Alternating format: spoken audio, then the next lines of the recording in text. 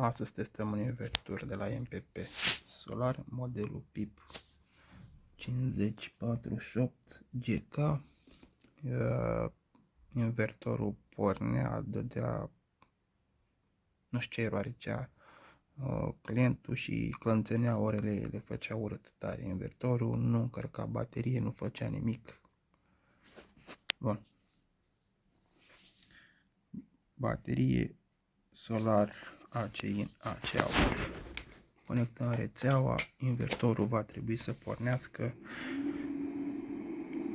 în modul rețea plus baterie și va încărca bateria. Deci se va comporta ca un redresor, nu va produce 220.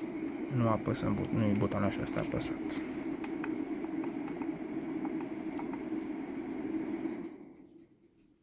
AC BAT, să vedem dacă absorbe 3 amperi.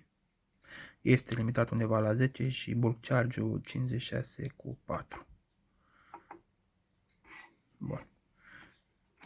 Cuplăm rețeaua.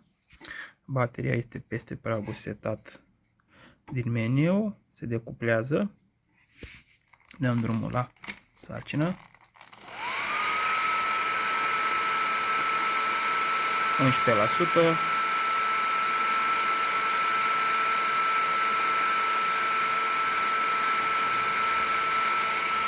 Treapta 2.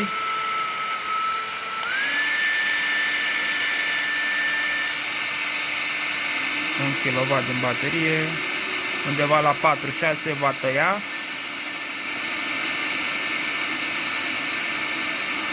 Default a sărit în rețea.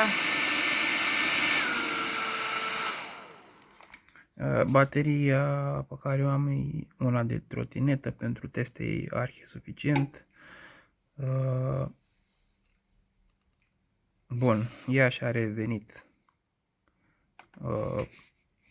ca și tensiune. Ideea e că BMS-ul dinăuntru nu suportă un curent mai mare de 12-13 amperi de descărcare și oarecum să taie. Pe sarcină mare scade brusc tensiunea de la bornele bateriei și dă 0,4. Bun, aș putea să ridic, să-i scad pragul de trecere în rețea, dar omor BMS-ul și n-are rost. Bun. În modul doar baterie, treapta 1, invertorul funcționează fără nicio problemă. Conectăm panourile fotovoltaice.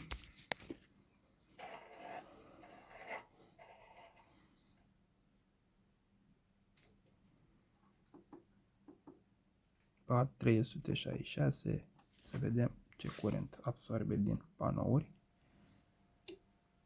1 amper, 500 de W, 6 amperi absorbe bateria.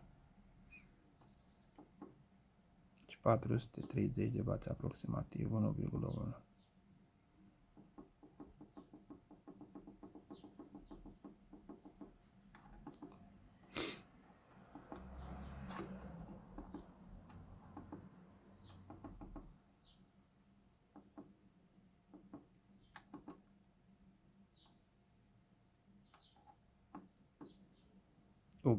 Output baterie.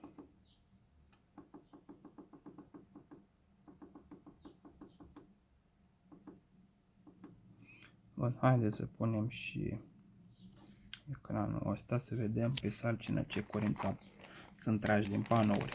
Treapta 1, 2,5 amperi din panouri. Treapta 2, 2,5 amperi din panouri. Ați văzut, a ajutat și bateria, pozițiile în partea de sus.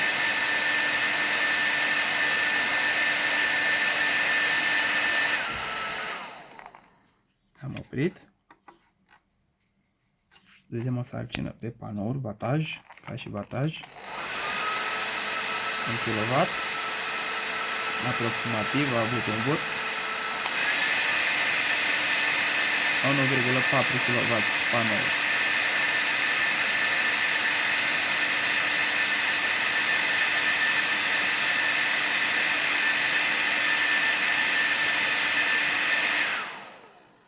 invertorul se manifestă normal. Oprim producția de AC. În momentul de față, invertorul se va comporta ca un redresor și va încărca bateria în limitele tensiunii și curent 56,4 cu 10 amperi. 2 amperi PV-ul, bateria ce curent absorbe. Nu zice nimic, că nu ar trage nimic. Aba nu, aici 2 amperi.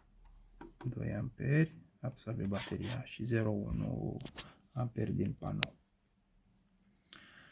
Bun, cam atât. Pun pauză, scot bateria și facem o probă a invertorului fără panouri. Și revenim. Am revenit. Baterie 0. 365 W. Avem 220 pe ieșire. Dreapta 1. 380 de 455 din panouri. Dreapta 2.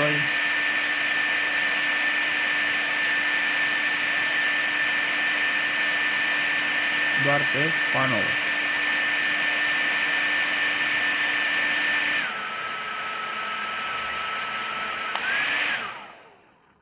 Invertorul se manifestă corect.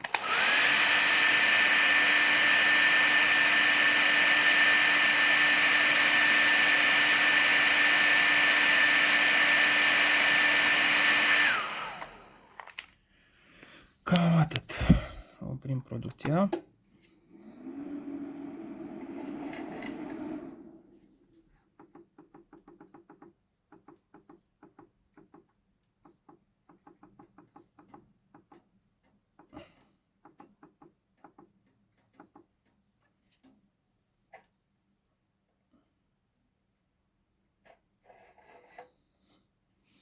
Bun, invertorul îl declar funcțional. Urmează testul de anduranță în locația clientului.